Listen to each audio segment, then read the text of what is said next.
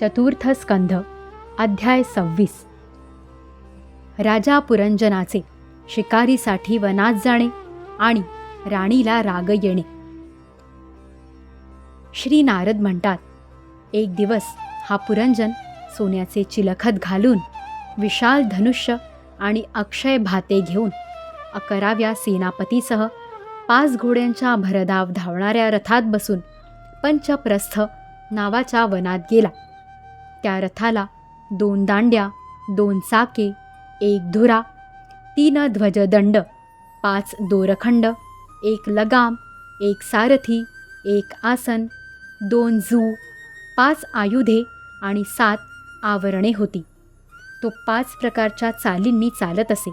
तसेच तो सोन्याने मढविला होता.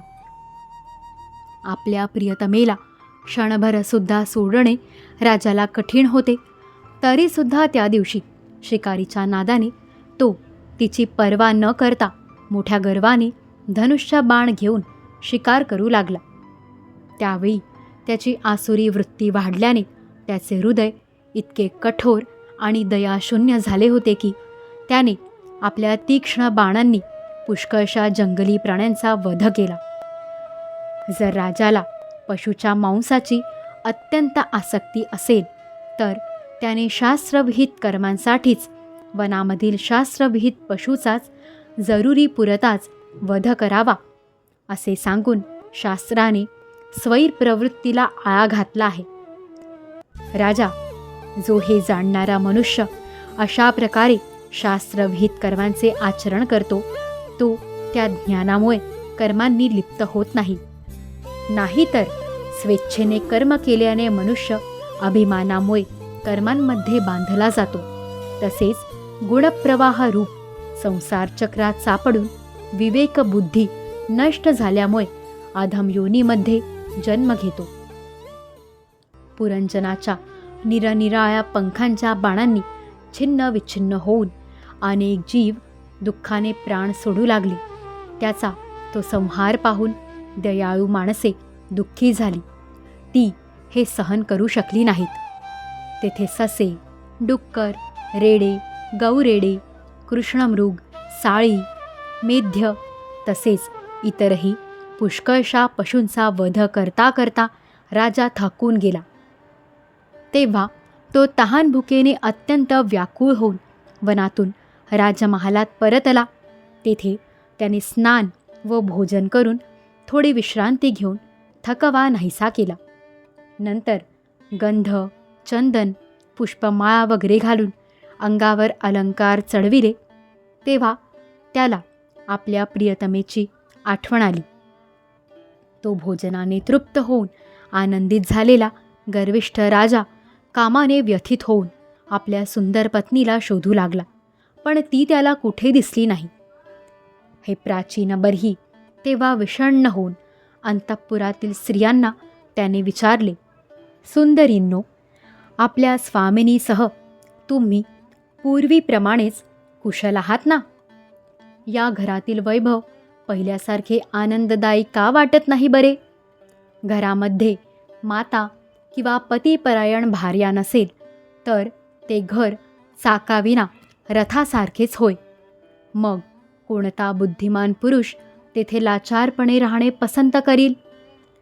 मी दुःख समुद्रात बुडाल्यावर माझ्या विवेक बुद्धीला पदोपदी जागी करणारी आणि मला त्या संकटातून वाचविणारी ती सुंदरी कोठे आहे ते मला सांगा.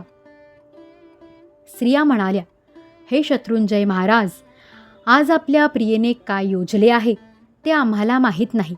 बिछाण्याऐवजी आज ती जमिनीवरच पडून आहे. श्री नारद म्हणतात, राजन, त्या स्त्रीच्या संगाने राजा पुरंजनाचा विवेक नष्ट झाला होता. म्हणून आपली राणी जमिनीवर अस्ताव्यस्त अवस्थेत पडलेली पाहून तो अत्यंत व्याकुळ झाला. दुःखी झालेल्या त्याने आपल्या मधुर शब्दांनी तिला पुष्कळ समजाविले. परंतु त्याला आपल्या प्रेयसीच्या मनात प्रणयकोप झाल्याचे काही चिन्ह दिसले नाही. मनधरणी करण्यात तो तरबेज होता. म्हणून आता पुरंजनाने हळूहळू तिची मनधरणी करणे सुरू केले. त्याने प्रथम तिचे पाय धरले आणि नंतर मांडीवर बसवून घेऊन मोठ्या प्रेमाने तो म्हणू लागला. पुरंजन म्हणाला, हे सुंदरी, स्वामी ज्यांना अपराध करूनही आपले समजून शिकवण देण्यासाठी उचित शिक्षा करीत नाहीत, ते सेवक खात्रीने भाग्यहीनच होत. स्वामीने सेवकाला केलेली शिक्षा म्हणजे त्याच्यावर केलेली कृपाच होय. हे जे सेवक मूर्ख असतील त्यांना क्रोधामुळे समजत नाही. सुंदर दंतपंक्ती आणि मनोहर भुवयांमुळे शोभिवंत दिसणाऱ्या हे मनस्विनी आता रागावर आणि एक वेळ मला आपला समजून प्रेमपूर्ण लाजेने झुकलेले आणि मधुर हास्ययुक्त असे आपले सुंदर मुख मला दाखव. आहाहा, भुंग्यांच्या रांगेप्रमाणे असणारे काळे कुरळे केस, उभार नासिका आणि सुमधुर वाणीमुळे तुझे मुख कसे मनमोहक दिसत आहे. हे वीरपत्नी, जर दुसऱ्या कोणी तुझा अपराध केला असेल तर मला सांग. जर तो अपराधी ब्राह्मण कुळातील नसेल तर मी त्याला आत्ता लगेच शिक्षा करतो. भगवंतांचे भक्त सोडून मला या त्रैलोक्यात किंवा त्याच्या बाहेर असा कोणी दिसत नाही की जो तुझा अपराध करून निर्भय आणि आनंदाने राहील.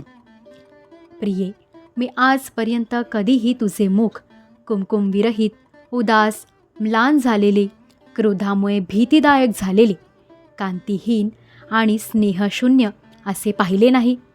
तसेच कधीही तुझे सुंदर स्तन शोकाश्रूंनी भिजलेले व तोंडल्यासारखे ओठ स्निग्ध केशराच्या लालीविरहित आहेत असे पाहिले नाहीत. सवयीच्या आहारी जाऊन मी तुला न विचारताच शिकारीसाठी गेलो, म्हणून मी अपराधी आहे खास. तरीसुद्धा आपला समजून तू माझ्यावर प्रसन्न हो. कामदेवाच्या विषम बाणांनी अधीर होऊन जो नेहमी तुझ्या अधीन राहतो, त्या आपल्या प्रिय पतीला योग्य कामासाठी कोणती कामिनी स्वीकारणार नाही. अध्याय 26 समाप्त. श्री सद्गुरु चरणारविंदार्पितमस्तु.